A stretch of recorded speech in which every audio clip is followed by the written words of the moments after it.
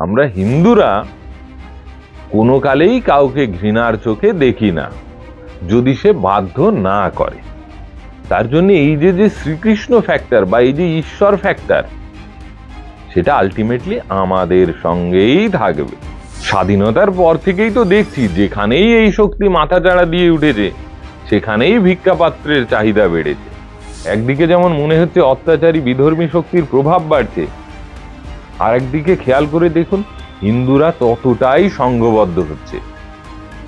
আর এই সংঘবদ্ধ হিন্দুদের সামনে দাঁড়ানোর ক্ষমতা কোনো অত্যাচারী শক্তির নেই।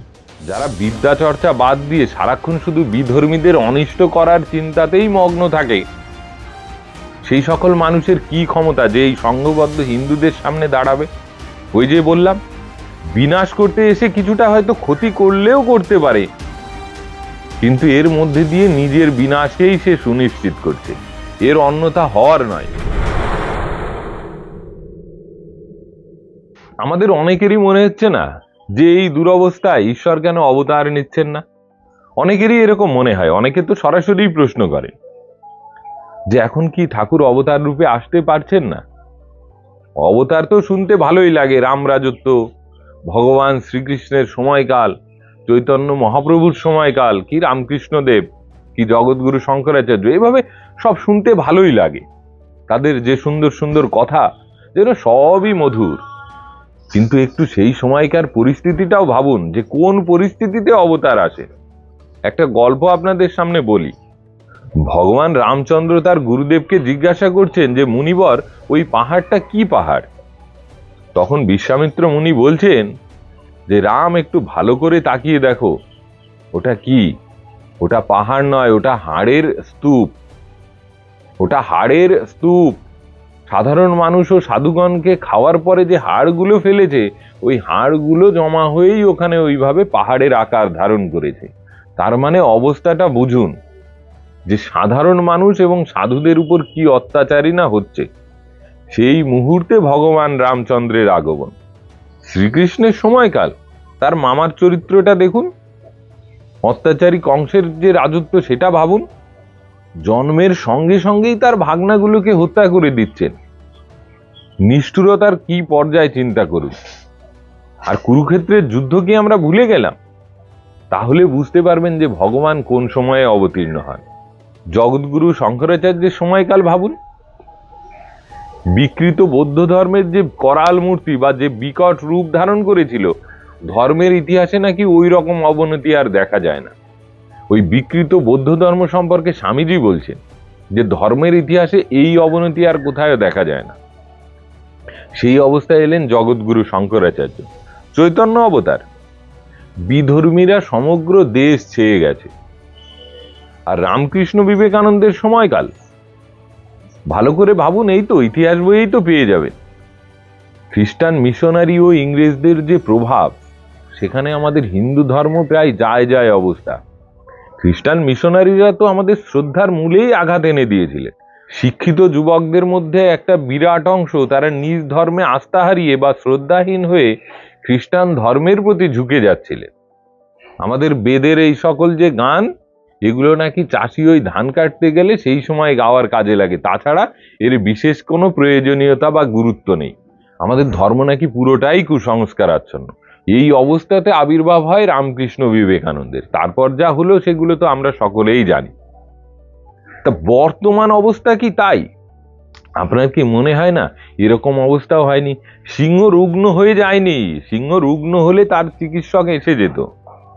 সিংহ একটু ঘুমিয়েছে, আর এই ঘুমন্ত সিংহের একটি দুটি কেশর কেটে ওই নেংটি ইঁদুর ভাবছে, কি ছিলাম কি হলাম রে।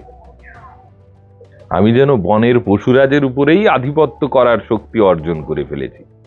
এর কথার সত্যতা খুব তাড়াতাড়ি আমরা সকলে বুঝে যাব, খুব বেশি দেরি করতে হবে না। ব্যাঙ নাচতে নাচতে কিভাবে অজগরের মুখের মধ্যে ঢুকে পড়ছে, সেটা ওই মূর্খ ব্যাঙ বুঝতেও পারছে না। তা এই হচ্ছে অবস্থা।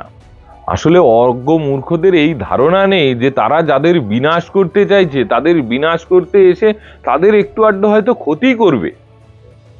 প্রত্যেকটা সংগ্রামেই একটু আধটু উভয় পক্ষের ক্ষতি হয়, কিন্তু যাদের বিনাশ করতে চাইছে তাদের সামান্য ক্ষতি হবে, কিন্তু তারা সম্পূর্ণরূপে বিনাশ প্রাপ্ত হবে। এটা তারা বুঝতে পারছে না। স্বাধীনতার পর থেকেই তো দেখছি যেখানেই এই শক্তি মাথাচাড়া দিয়ে উঠেছে সেখানেই ভিক্ষাপাত্রের চাহিদা বেড়েছে। তাই আমাদের চিন্তার একটু কারণ আছে, কিন্তু বিচলিত হওয়ার মতো কিছু নেই। আর ঈশ্বরকে অবতার রূপে আসতে হবে সে পরিস্থিতি এখনো হয়নি। তাহলে আপনি আমি কি করছি? আমরা যদি জেগে উঠি, আমরা যদি একটু সচেতন হই আমাদের ধর্ম সম্পর্কে, সচেতনতা অনেক বেড়েছে, অনেক বেড়েছে। এখনো দেখে হয়তো আপনি খুশি নয়, কিন্তু অনেক বেড়েছে। নদীর এক পার ভাঙলে আর এক পার গড়ে, এরকম আছে না কথা?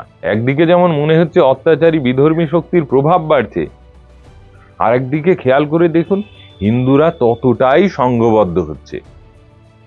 আর এই সংঘবদ্ধ হিন্দুদের সামনে দাঁড়ানোর ক্ষমতা কোনো অত্যাচারী শক্তির নেই। যারা বিদ্যা চর্চা বাদ দিয়ে সারাক্ষণ শুধু বিধর্মীদের অনিষ্ট করার চিন্তাতেই মগ্ন থাকে, সেই সকল মানুষের কি ক্ষমতা যে এই সংঘবদ্ধ হিন্দুদের সামনে দাঁড়াবে? ওই যে বললাম, বিনাশ করতে এসে কিছুটা হয়তো ক্ষতি করলেও করতে পারে, কিন্তু এর মধ্যে দিয়ে নিজের বিনাশকেই সে সুনিশ্চিত করছে। এর অন্যথা হওয়ার নয়। কোথায় কৌরবদের সেনা আর কোথায় পাণ্ডবদের সেনা? এখানে যদি একা অর্জুন থাকেন, তো ওখানে সেরকম কতজন রয়েছে ভাবুন। মহামহিম ভীষ্ম, গুরু দ্রোণ, অঙ্গরাজ কর্ণ। অর্জুনের থেকে যদি এনাদেরকে বড় যোদ্ধা নাও মানি, অর্জুনের সমকক্ষ মানলেও ভেবে দেখুন কি অসমকক্ষ যুদ্ধ। তার মানে যদি কোয়ান্টিটিতে যাই সেক্ষেত্রেও কৌরবরা, যদি কোয়ালিটিতেও যান সেক্ষেত্রেও কৌরবদের কিন্তু ওই ক্ষেত্রে বেশি মার্ক দিতে হচ্ছিল, কারণ কিছু ধার্মিক মানুষও ওদের পক্ষ থেকে যুদ্ধ করছিলেন। কিন্তু এক্ষেত্রে সেরকম নেই, এক্ষেত্রে সেরকম পাবেন না। কিন্তু তারপরেও কিন্তু পাণ্ডবদেরই বিজয় হলো, কারণ ওই শ্রীকৃষ্ণ ফ্যাক্টর, যেটা হিন্দুদের সঙ্গে চিরকালই আছে। কারণ আমরা হিন্দুরা কোনো কালেই কাউকে ঘৃণার চোখে দেখি না, যদি সে বাধ্য না করে। তার জন্য এই যে শ্রীকৃষ্ণ ফ্যাক্টর বা এই যে ঈশ্বর ফ্যাক্টর, সেটা আলটিমেটলি আমাদের সঙ্গেই থাকবে। তার জন্য বেশি দুশ্চিন্তা করার দরকার নেই। এখনই অবতার আসার মতো পরিস্থিতি হয়নি। আপনি নিজেই ভেবে দেখুন, এই হিন্দু সমাজ একটু জেগে উঠলেই সব সমাধান। কিচ্ছু করতে হবে না, কিচ্ছু না, শুধু জেগে উঠুন, সমাধান। এর পরেও কি মনে হয় যে এই মুহূর্তে অবতার আসার দরকার? আপনাদের কি তাই মনে হচ্ছে? আপনাদের কি মনে হয় সেটা কমেন্ট সেকশনে লিখে জানাবেন। আর ভিডিওটি যদি ভালো লাগে তাহলে অবশ্যই লাইক, কমেন্ট এবং শেয়ার করবেন। অবশ্যই লাইক, কমেন্ট, শেয়ার করবেন, যাতে আমাদের এই আলোচনাটি আরো হিন্দুদের মধ্যে ছড়িয়ে পড়ে। যারা আমাদের চ্যানেলে নতুন বা চ্যানেলটিকে এখনো যারা সাবস্ক্রাইব করেননি, তাদের উদ্দেশ্যে বলবো অবশ্যই চ্যানেলটিকে সাবস্ক্রাইব করে আমাদের সঙ্গে যুক্ত হয়ে যান। সকলে ভালো থাকবেন। নমস্কার। বলো গীতার সিংহনাদকারী শ্রীকৃষ্ণ কি জয়। হর হর মহাদেব। জয় শ্রীরাম।